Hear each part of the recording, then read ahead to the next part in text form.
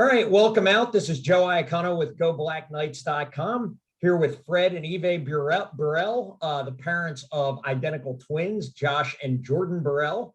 Kind of a unique situation, Fred and Evay. Not probably a lot of parents have identical twins playing D1 football at two different schools. So we're going to get into that a little bit. Josh is at Florida State. And of course, for the Go Black Knights audience out there, Jordan is I believe he's a plebe rising yearling at West Point. Is that correct? Okay, yes, good stuff. Right now.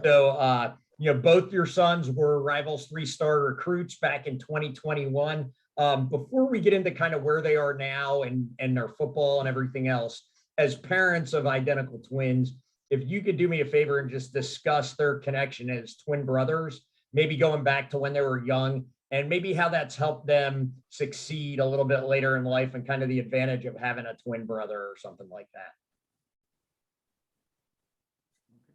that. Well, they are identical twins, and they have a very, very good relationship, a great bond. I would say that from the beginning, they've done a lot of things together. So venturing off to college, I would say, is one of the first things that they have kind of ventured off to do individually.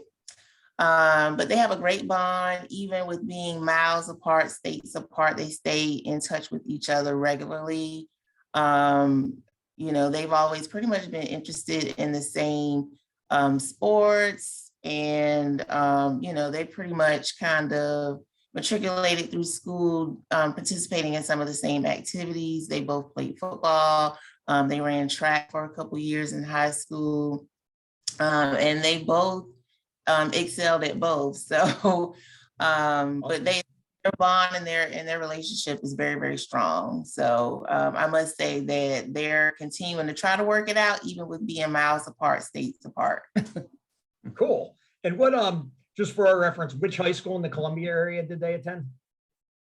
They attended Blythewood High School. Okay, good stuff. Know a lot of folks who went to Blythewood, so that's good. Yeah.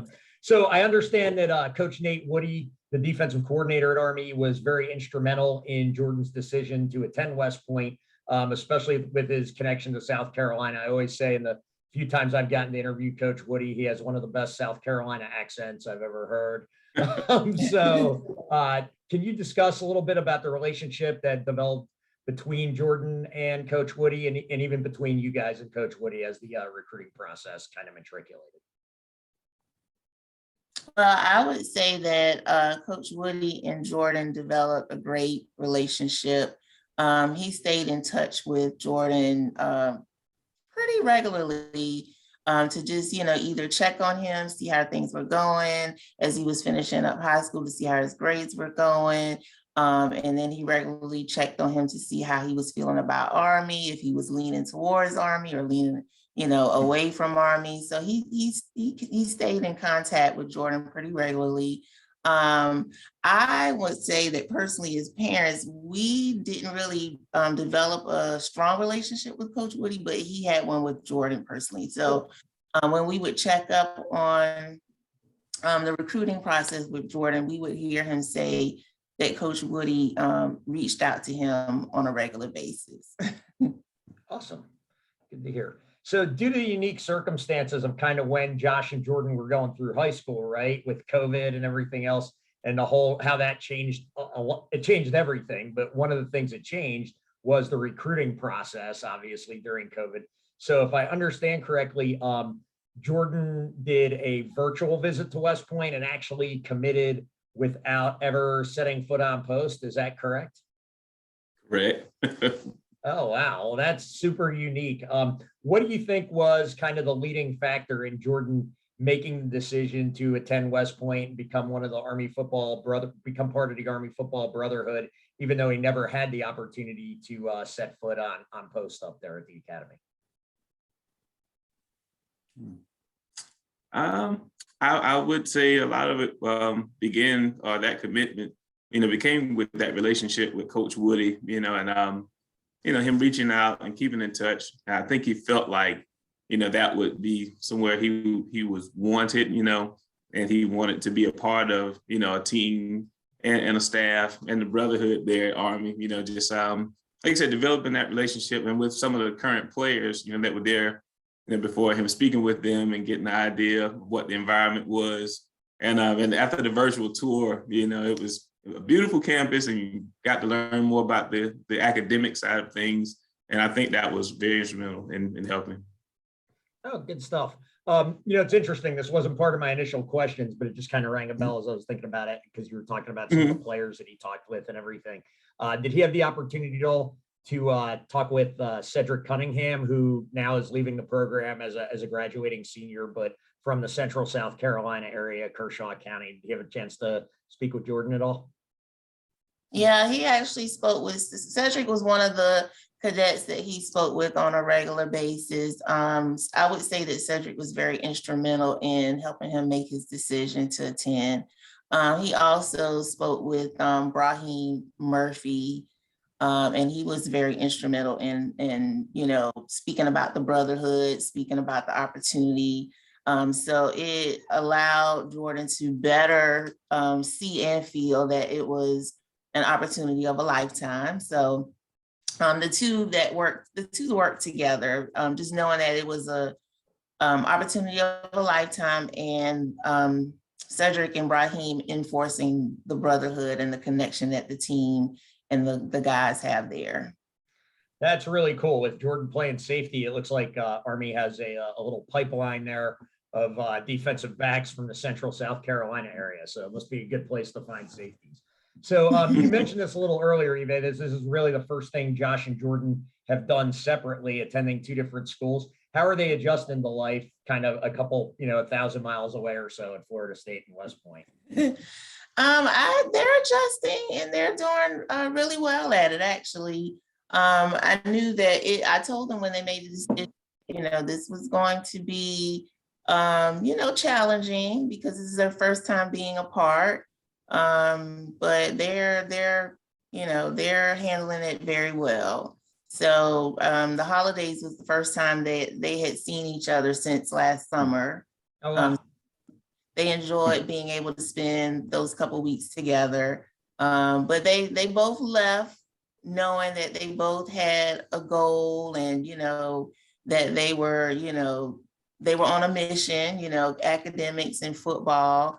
So, that was their deciding factor.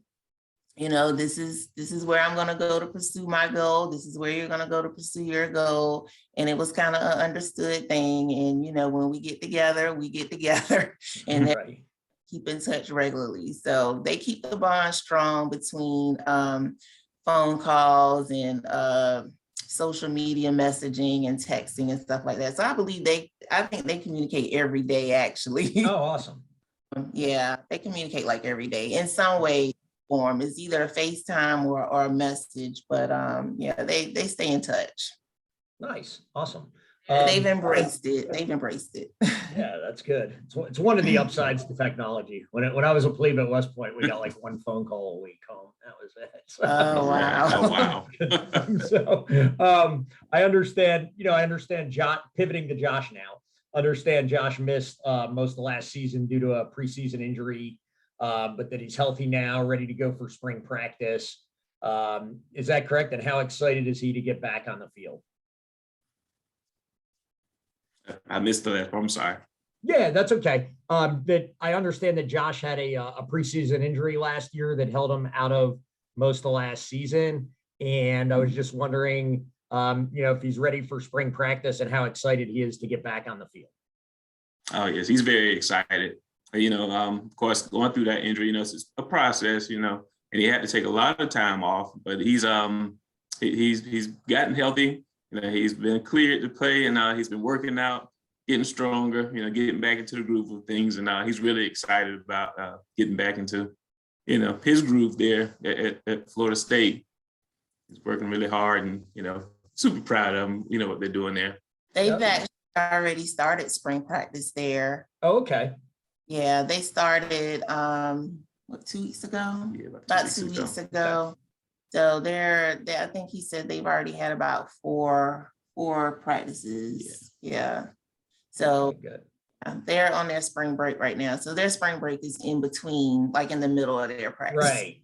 Yeah. Army kind of Whereas does most of their Jordan- spring practice after spring break. Of course, the Yeah. weather in Tallahassee is a lot nicer at this time of year than West Virginia. Right. A little earlier.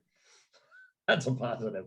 And so for Jordan this year, coming into kind of his sophomore, his yearling season next year, spring ball will be an opportunity to show off his skills and kind of show the coaches what he can do a little bit, maybe break into the two deep. So kind of a funny question that you certainly don't have to answer, but you know, with Jordan being a safety and with Josh being a wide receiver, if the two of them were to go one-on-one, who's going to win most of those battles? I believe it's going to be a serious battle between those two. Back to one of your first questions, they've always been really competitive, but they've, helped each other, develop their skills. So they've really been, I think it'd be a serious competition between the two. Yeah, Good stuff. Did they play a lot of like backyard ball against each other when they were little? Right. A ton, Yeah. definitely. Good deal. So, I'm sure, and this has come through during the course of this interview, you're obviously extremely proud of both Josh and Jordan. But since this is an Army West Point podcast and it's GoBlackKnights.com, for the Black Knights fans out there, what kinds of reactions do you get when you tell people that your son Jordan is an Army football player and a West Point cadet? Honestly, eyebrows go up. Everybody's shocked, like, wow, that's such an honor, So we get a lot of positive reaction about Jordan being at West Point, definitely. Academically and sports wise, to be honest with you, it's always eyebrows going up like, wow. Yeah, that's pretty cool. That's a great kind of feather in your cap. Great story there. And yeah, the academics are definitely very challenging for a D1 football player at West Point. So it's hard to do both. So it's super impressive whenever I see kids that succeed at both those arenas. Okay, so let's assume that both Josh and Jordan are able to make the two deep at their respective schools this season. Have you guys started looking at the schedules? What's the game plan for how you're going to attend certain games or where you're going to go when? Have you guys started to strategize some of that? Well, yeah, I've kind of got a printout of both seasons, and kind of like what we did last year. We tried to attend most of the home games, and if any of them are away and close, which I think both of them play in North Carolina, is either in September Army or opens October. at Coastal in Myrtle Beach the first weekend, so hopefully you can make that one. Yeah. We will definitely attend that one because that one's close to my hometown. So grandparents will be able to come to that one. Oh, good. Cool. Yeah. Very cool. Good. Awesome. So, yeah, strategy is just to kind of go, I try to look at them and see which ones are home games between the two. And we try to attend most of the home games. And like I said, if those are close, then we try to work that one out. Yeah. That's awesome. Good strategy. Good deal. Well, hey, you guys, thank you very much for your time. I really appreciate it. Hope Josh and Jordan both have successful spring practices and successful football seasons next year, as well as academic years.